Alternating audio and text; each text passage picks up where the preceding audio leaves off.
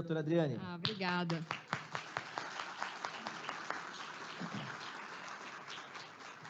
Muito bom dia a todas e todos. Pois é, doutora Silvia, ontem a gente teve uma publicação que deu o que falar. E qual que foi a publicação? Foi da Autoridade Nacional de Proteção de Dados. Ela publicou alguns dos processos que estão em andamento, né? Então, a gente já pode esperar o que a autoridade tem questionado.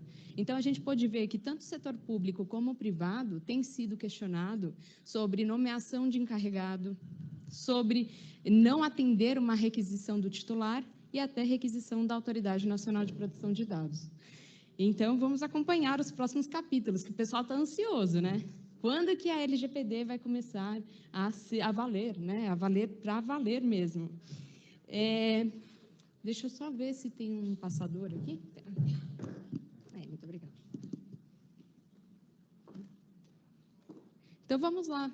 O meu tema é a respeito de decisões entre 2020 e 2023.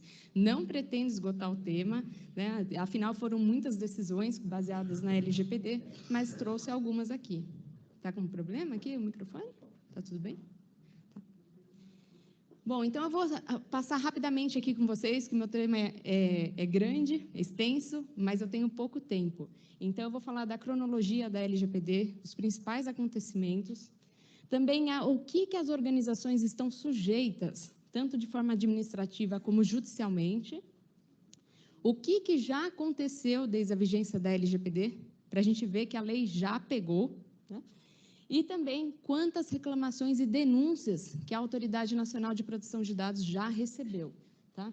E, por fim, e aí, o que a gente pode esperar para 2023 em diante? Tá? Que são assuntos que a gente recebe bastante dúvidas. Bom, para quem não me conhece, eu sou a professora Adriane Lima, sou advogada, e vocês podem me adicionar nas redes sociais, no LinkedIn, no Instagram. Tá? Eu estou como Adriane Lima e no Instagram, Prof. Adriane. Também sou autora de alguns livros, até muitos de vocês trouxeram alguns livros aí para a gente poder falar, eu até agradeço o prestígio. Tá? Opa, será que está por aqui? Bom, a respeito dos principais acontecimentos, o que a gente pode falar, pessoal? Em 2018, a gente teve a promulgação da lei, né? Depois, a gente teve a vigência em 2020, então tivemos aí um vacatio legis de 2 anos, e vocês já estão craques nesse assunto. Em 2021, tivemos o estabelecimento do regimento interno da Autoridade Nacional de Proteção de Dados e também com o início da possibilidade de aplicação de sanções administrativas. Também tivemos a publicação do regulamento, do processo de fiscalização da Autoridade Nacional de Proteção de Dados e, em 2023, a publicação recente do regulamento de dosimetria da sanção. A respeito da regulamentação pela Autoridade Nacional de Proteção de Dados, depois eu posso disponibilizar os principais slides no meu LinkedIn, até para vocês, né? Mas a gente vê que desde 2021 a Autoridade Nacional de Proteção de Dados vem bastante atuante, vem regulamentando o que lhe é cabível segundo a LGPD. Bom, e o que as organizações estão sujeitas, né, em resumo? Primeiro, ela está sujeita a eventualmente um prejuízo financeiro. Por quê? Porque ela fica sujeita a sanções administrativas, a condenações judiciais. Ela também fica sujeita a prejuízos de negócios por conta de uma ruptura ali contratual ou a não continuidade de um contrato e até a proibição da sua atividade. Também a reputação fica bastante afetada. Às vezes a organização não foi nem multada, não foi sujeita a um processo administrativo ou judicial e ela já está sendo afetada em sua reputação. As pessoas compartilham muito rapidamente uma notícia. E aí, em 2020, a gente teve aí uma decisão bastante famosa, que foi conhecida a primeira decisão baseada na LGPD, que vocês devem conhecer, né? Principalmente os estudantes aí assíduos, que foi de uma construtora, né? Contra uma construtora. E aí, qual que foi a alegação? De que uma pessoa tinha comprado um apartamento e começou a receber ligações e mensagens de diversas decoradoras, corretores, enfim, linhas de financiamento, e aí ele moveu essa ação para que tivesse uma indenização a respeito, né? Afinal, ele não tinha dado consentimento para receber essas ligações e ter essa abordagem para fins de marketing. Qual que foi o entendimento, Na primeira instância, ele até ganhou. Na segunda, teve aí em 2021 uma alteração.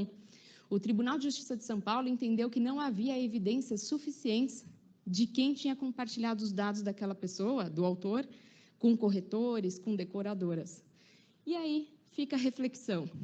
Como que, na prática, a gente consegue comprovar quem compartilhou indevidamente os dados, né, entre as organizações?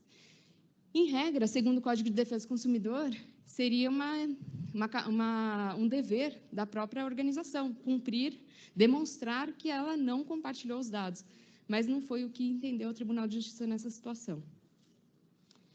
Em uma outra decisão aqui do Tribunal de Justiça do Distrito Federal e Territórios, o Ministério Público moveu uma ação para interromper a comercialização de dados pessoais, né? Então, nessa situação, o que foi entendido? Que uma plataforma que disponibilizava dados pessoais, ela disponibilizava de uma forma que não tinha o consentimento prévio dos titulares, né? Então, essa disponibilidade foi entendida como ilegal, tá? Até na decisão, o juiz fundamentou o seguinte, ele questiona o seguinte: há de se perguntar, essa atividade seria lícita, né, de uma disponibilidade?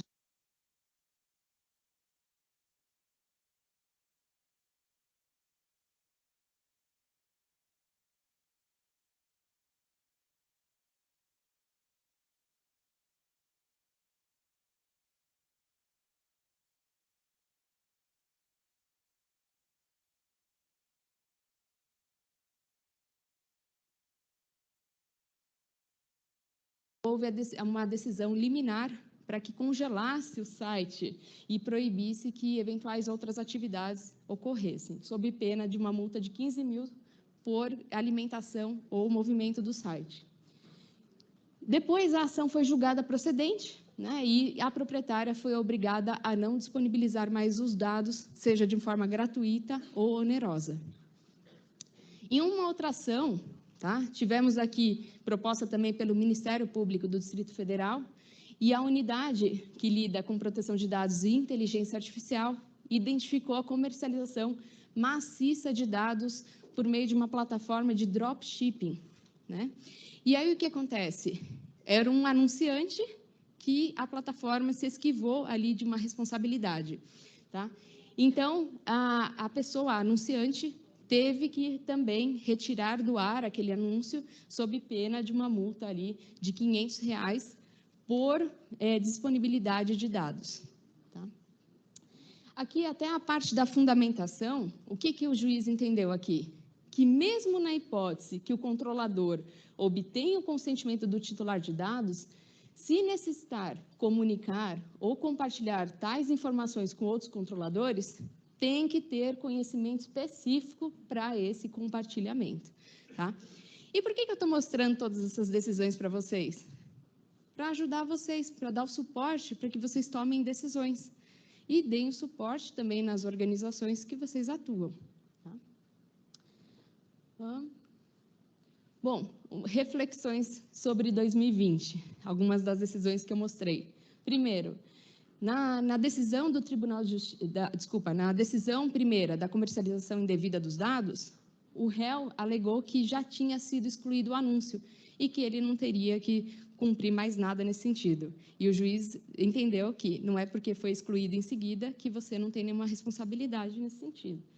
E na segunda decisão aqui do dropshipping, a pessoa alegou que foi uma ex-assistente que inseriu lá o anúncio, que ele não tinha nada a ver, mas ele que era o beneficiário dos pagamentos.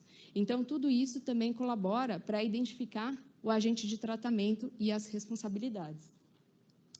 Bom, de uma forma geral, 2020, o que a gente pode entender? As ações, em sua maioria, foram no sentido de condenar para a obrigação de fazer ou não fazer. Não teve uma grande decisão para condenar de forma pecuniária uma organização, por exemplo. Tá? E aí, as percepções que nós tivemos é que o tema era novidade no judiciário. Tanto é que vocês tiverem curiosidade de ler algumas decisões, vocês vão ver que os juízes, eles até comentam de onde veio a LGPD, né, a questão do marco civil da internet, todo esse contexto de importância da lei. Então, a gente percebe que os juristas também, os juízes, estavam entendendo o assunto ainda. Em 2021, também separei algumas decisões para vocês terem alguma ideia, né? Então, aqui teve o uso de dados sensíveis para a oferta de serviços e produtos. E o que envolveu essa situação? Foi uma gestante, né, que fez exames médicos, depois ela descobriu que perdeu o bebê. E aí, o que aconteceu? Em seguida, ela começou a ser abordada por uma empresa que buscava vender um serviço de armazenamento de cordão umbilical, né? E aí ela entrou com a ação, questionando, peraí, além de eu ter uma perda, né, que me faz sofrer, ainda querem ganhar dinheiro em cima disso, né? Então, ela entrou com essa ação e o Tribunal de Justiça de São Paulo entendeu que informações referentes à gestação são referentes à saúde. Então, a gente está lidando com dados sensíveis. Então, por esse motivo, o Tribunal de Justiça reconheceu a reparação. Tá me ouvindo melhor, pessoal? Está dando para me ouvir? Obrigada. Então, aqui foi reconhecida a indenização devida. E até, se vocês puderem dar uma olhadinha, depois vocês vão ter acesso, eu vou compartilhar os principais slides também com vocês. Aqui na decisão, uma parte dela, identifica-se que o juiz entendeu o seguinte, que a empresa que fez essa abordagem argumentou que a gestante, a ex-gestante, deveria ter entrado com uma ação não contra ela, mas sim contra o médico ou contra o laboratório que forneceu os dados para essa segunda empresa. E o juiz não quis saber. Falou, você é operador também, você tem as suas responsabilidades, você vai responder sim, nesse caso sozinho. Você tem que verificar a fonte dos seus dados, né? Então, ainda lidando com dados sensíveis, houve aqui a indenização. Deixa eu só ver se eu voltei um pouquinho. Bom, e para reflexão, o que a gente pode falar, pessoal? Tivemos aqui algumas decisões, e o que a gente pode identificar? Que os principais temas de questionamentos judiciais foram dos titulares de dados que vivenciaram algum incidente de segurança, um compartilhamento de dados indevido, e que não tiveram também seus direitos atendidos, né? A pessoa que pede uma eliminação de dados e não tem uma resposta eficaz nesse sentido.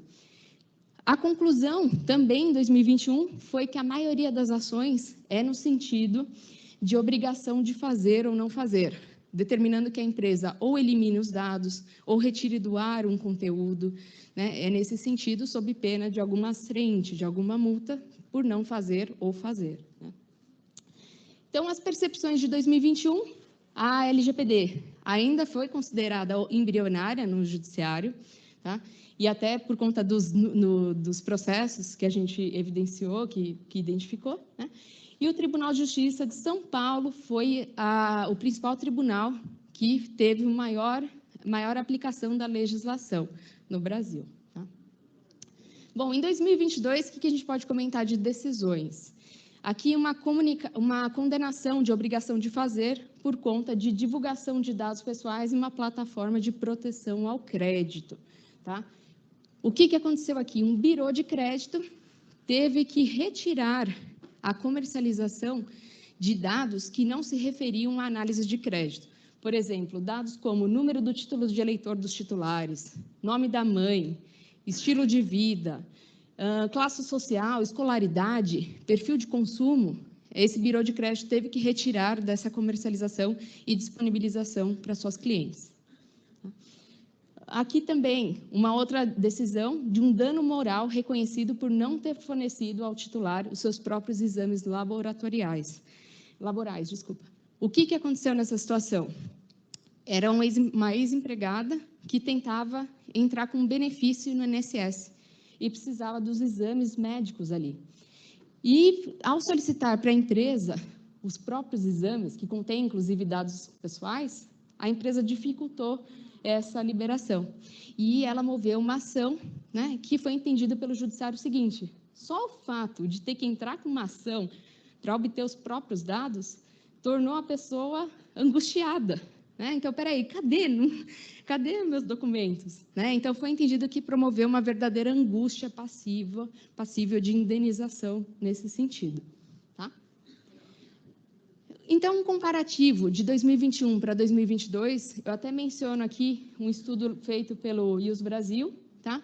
Que em 2021 tiveram decisões mais no sentido de análise dos princípios da LGPD, tá? E em 2022 a gente percebeu que a LGPD tem tomado corpo por conta da fundamentação das decisões de 2022. Aqui os principais assuntos de discussão, também nas decisões judiciais, tem 49% das decisões, houve discussão dos primeiros artigos ali, dos primeiros dispositivos da lei, que são os princípios, conceitos, bases legais, né? E 24% aqui a respeito dos requisitos para o tratamento. Em 2021, foram identificadas 274 decisões que mencionavam a LGPD. No ano seguinte, em 2022, mais que dobrou, tá?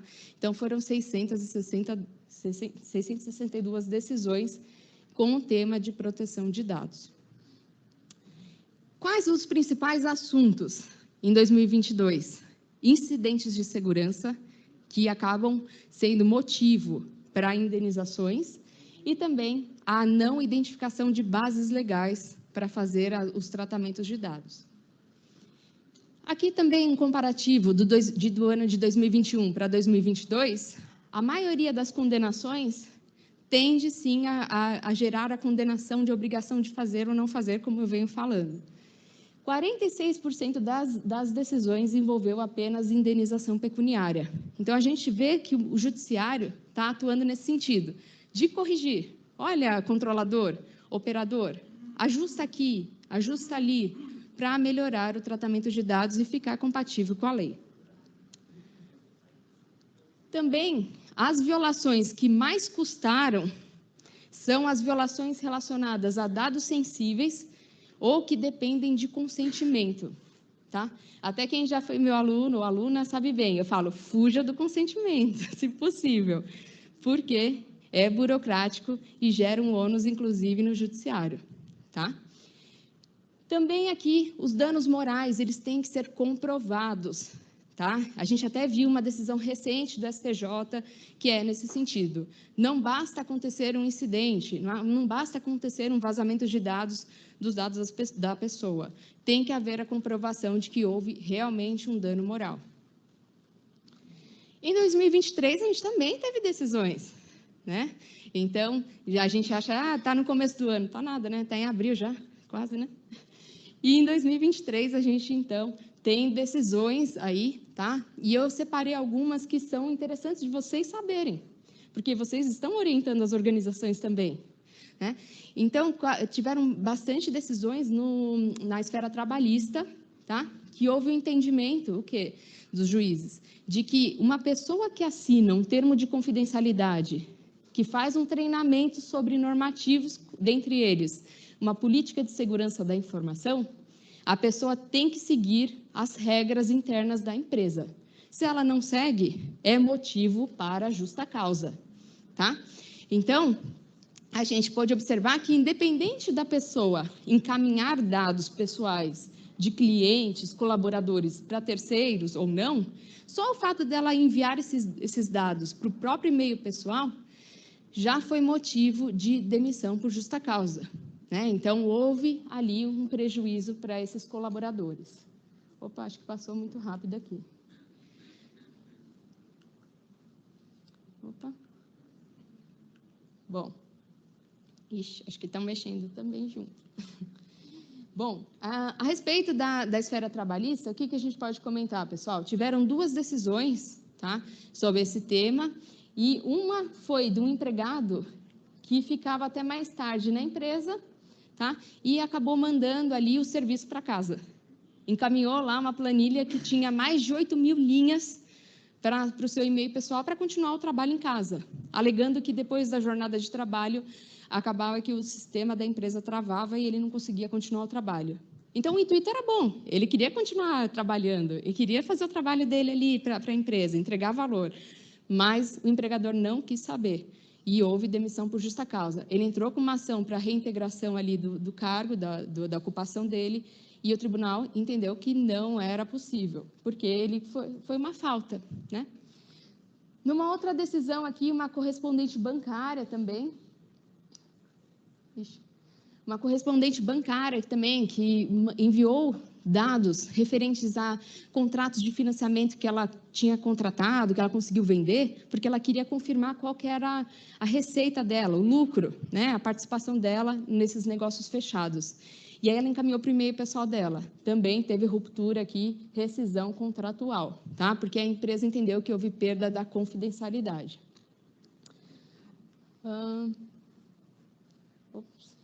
Vamos ver aqui se passa.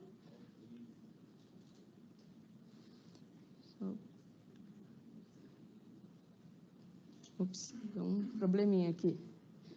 Aqui do STJ, então, que eu comentei com vocês, que recentemente houve essa decisão. Claro que não é um precedente importante, mas ainda não está pacificado o tema, mas é bom a gente ficar alerta, né? Que o simples vazamento de dados pessoais não tem um condão de incidir ali uma indenização, tá? Como algumas pessoas falam, né? Então é bom a gente ter esse conhecimento. E aí o contexto foi até uma ação de indenização que foi movida por uma pessoa idosa, né? Que teve ali seus dados vazados por uma concessionária de energia elétrica e moveu essa ação. Só que o que o STJ entendeu? Como era um vazamento de dados cadastrais, esses dados poderiam ser achados na internet, numa simples busca, né? Então, por conta disso, de não ter envolvimento de dados sensíveis, um dos fundamentos para não ter a indenização foi essa. Então, em regra, para haver indenização, precisaria aí de um incidente envolvendo dados sensíveis. Tá legal? Deixa eu ver. Bom, aqui já falei. Em 2023, ainda tem outras decisões do Tribunal de Justiça de São Paulo, Paraná, sobre a alegação de uso indevido de dados pessoais, tá? Autores que pedem indenização, tá? E aí, no mesmo sentido do STJ, os tribunais entenderam que não tinha envolvimento de dados sensíveis e, por esse motivo, não cabia a indenização. Também no Tribunal Superior do Trabalho, teve aqui uma decisão sobre o uso de dados de restrição creditícia para fins de contratação. Sabe aquele RH que obtém certidões negativas, né? Faz a consulta ali da pessoa, do candidato? Houve um entendimento aqui que, quando você faz essa pesquisa, se não for essencial para a atividade que a pessoa vai desenvolver, é uma pesquisa indevida, tá? Além disso, se não for para a proteção do crédito, para fornecimento de uma linha de crédito para esse candidato, em regra, você não poderia também consultar. Aqui também, decisão do STJ sobre responsabilidade de uma instituição financeira por fraude, tá? Então, foi praticada uma engenharia social contra um idoso, e aí ele sofreu várias compras que foram feitas no nome dele. E ele movia uma ação contra a instituição financeira aqui. Qual que foi o entendimento? Que a instituição financeira não forneceu a segurança devida, tá? E a instituição financeira foi obrigada aqui a ter a inexigibilidade de todas as transações que foram feitas no nome dele. Até na primeira instância, houve o entendimento que não houve falha na prestação de serviços. Afinal, a senha é o usuário que tem que cuidar. Mas, subindo para o STJ reformou a decisão. Tá? Que mais? Uma decisão do Tribunal de Justiça de Santa Catarina, que foi contra a Meta. Tá? Aqui a pessoa teve os dados dela acessados, e aí ela foi objeto, né? Os dados dela foram utilizados para aplicar golpes, para solicitar dinheiro, para compartilhar ali fotos íntimas dela.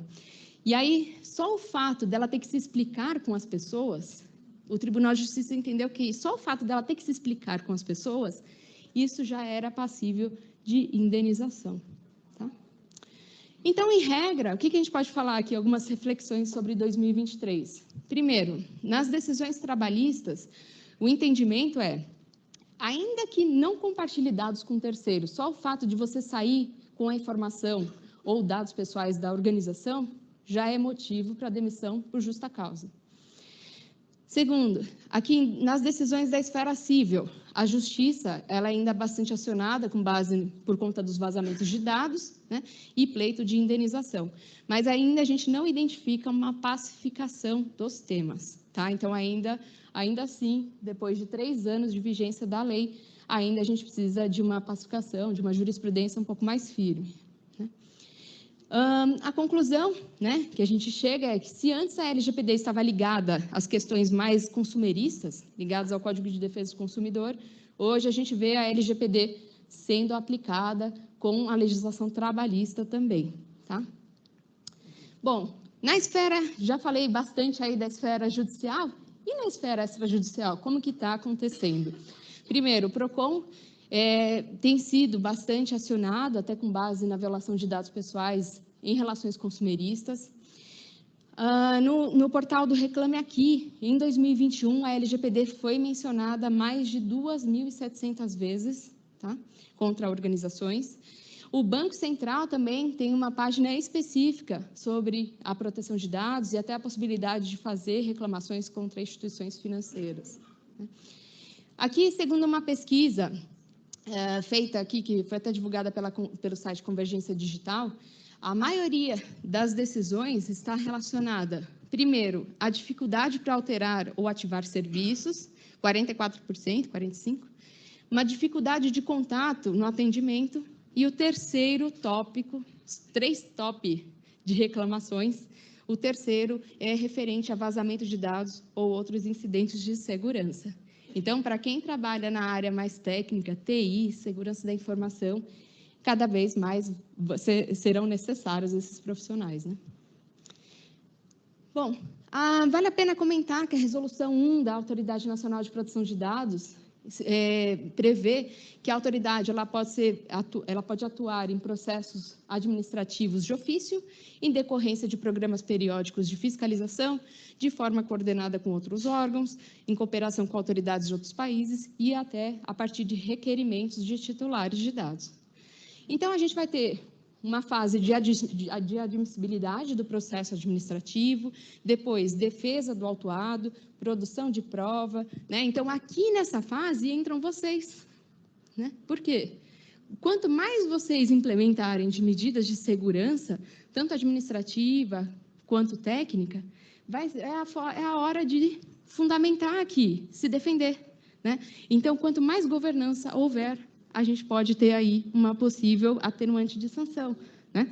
As alegações finais, o encerramento da instrução, depois vem a decisão de primeira instância, cumprimento da sanção, né? Decisão, recurso eventualmente para a autoridade e reconsideração eventualmente pela própria autoridade de proteção de dados. Então, em resumo, seria o processo fiscalizatório nesse sentido.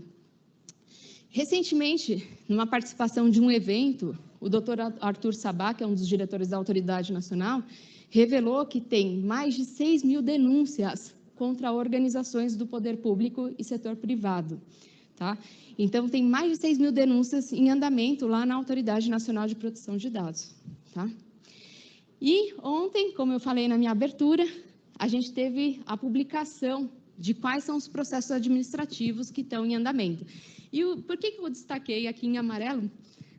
Olha, eu fiz bem, como o pessoal fala, roots, né? Então, eu fiz bem rústico aqui o highlight aqui. Mas o que a gente pode observar, pessoal?